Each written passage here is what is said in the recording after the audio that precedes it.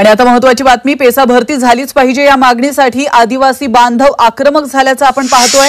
भेटीसाठी आलेल्या माजी मंत्री भारती पवार, आमदार देवयानी फरांदे, हिरामण खोसकर आणि माजी महापौर रंजना भानसींना आंदोलकांनी घेराव घातल्याचं देखील या दृश्यांच्या माध्यमातून पाहायला मिळत आहे। यावेळी आंदोलकांकडून जोरदार घोषणाबाजी सुरू आहे। नाशिकच्या गोल क्लब मैदानावर गेल्या 12 दिवसांपासून हे बेमुदत आमरण उपोषण सुरू आहे। मात्र याकडे शासन दुर्लक्ष करत असल्याचा आरोप आंदोलकांनी केलाय।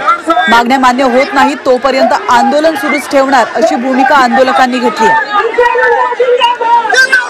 तर तिथली आपण लाईव्ह दृश्य पाहतोय, अतिशय महत्त्वाची बातमी।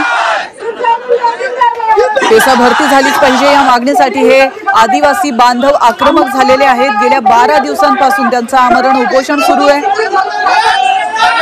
तर भेटीसाठी आलेले मंत्री यांना देखील त्यांनी घेराव घातलेला आहे। आपण पाहिलं, माजी मंत्री भारती पवार, आमदार देवयानी फरांदे आणि हिरामण खोसकर हे या आंदोलकांची भेट घेण्यासाठी गेले होते। मात्र आंदोलक हे कुठल्याही प्रकारचं म्हणणं ऐकून घेण्याच्या तयारीत नाहीये।